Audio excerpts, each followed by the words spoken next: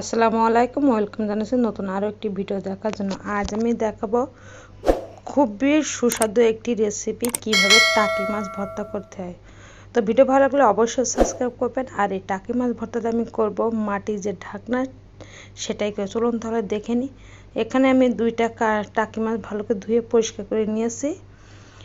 আর নিয়েছি ধনিয়া পাতা, কিছু রসুন নিয়েছি, রসুনের কোয়া, পেঁয়াজ নিয়েছি, কাঁচা পাকা মরিচ নিয়েছি, শুকনো মরিচ নিয়েছি।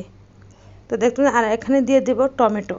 তো আমি এখানে দুইটা টমেটো দিয়ে দেবো। আর এটা দিলে কিন্তু ভর্তার স্বাদটা দ্বিগুণ বেড়ে যাবে। তো চুলায় প্যান বসিয়ে দিয়েছে আর তেল দিয়েছে, তেলটা গরম হয়ে গেছে। আমি এখন মাছটি একটু ভাজি করে নেবো, তবে একেবারে বেশি ভাজি করব না, জাস্ট একটু ভাজি করব। চাইলে এটা কিন্তু লবণ হলুদ দিয়ে একটু পানি দিয়ে জাল দিয়েও নেওয়া যায়। তো আমি একটু ভাজি করে নিচ্ছি। তো ভাজি করা কিন্তু প্রায় কমপ্লিট হয়ে গিয়েছে। আর এগুলো কিন্তু আমি উঠিয়ে নেবো। আর এটা খেতে কিন্তু খুবই সুস্বাদু, আর এটা সবাই কিন্তু পছন্দ করে। আর ভর্তা, যেহেতু ভর্তাটা কিন্তু মানে ভর্তা দিয়ে এক প্লেট ভাত কিন্তু এমনিই খাওয়া যায়। তো মাছটি উঠিয়ে নিয়েছে। আর এখানে আমি রসুনটা একটু ভাজি করে নেব, আর কিছু কাঁচামরিচ দিয়েছি, দিয়ে আমি এটাও ভাজি করে নেব। আর এখানে দিয়ে দেব পেঁয়াজ কুচি, আর টমেটো দিয়ে দিব, ধনিয়া পাতা দিয়ে দেব। আর এগুলো দিয়ে আমি একটু ভাজি করে নিয়ে নেব।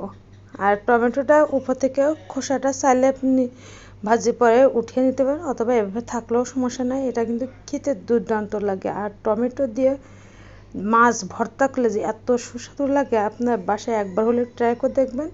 দেখবেন একবার যদি এই ভর্তা আপনারা বানিয়ে খান, আপনারা নেক্সট টাইমে কিন্তু আবারও বানিয়ে খেতে চাইবেন। তো মাছটা আমি কাঁটাগুলো ছাড়িয়ে নিচ্ছি। আর কাঁটাগুলো মাছ ছাড়ানো কমপ্লিট হয়ে গেছে।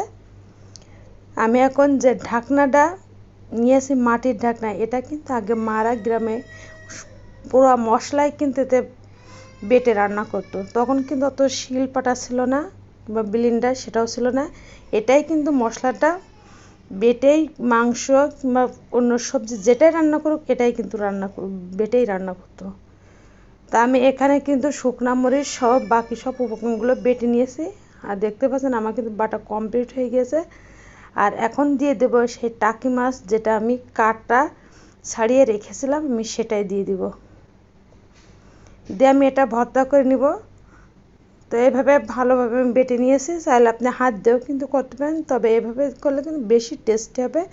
আর এখানে দিয়ে দেব স্বাদ মতো লবণ আর সরিষার তেল। যেহেতু ভর্তার কিন্তু সরিষার তেল ছাড়া কিন্তু ভর্তা টেস্টি হয় না, সেক্ষেত্রে কিন্তু অবশ্যই সরিষার তেলটা দিতে হবে। আর দেখতে পাচ্ছেন, দেখেই কিন্তু খুবই লোভনীয় লাগছে। আর এটা দিয়ে কিন্তু ভাত এক প্লেট এক নিমিষেই কিন্তু খাওয়া যায়। তো ভিডিও ভালো লাগলে অবশ্যই সাবস্ক্রাইব করবেন, কেমন হয়েছে সেটা কমেন্টস জানাবেন। আর পরবর্তী ভিডিও দেখার জন্য অপেক্ষা করেন। সে পর্যন্ত আল্লাহ হাফেজ।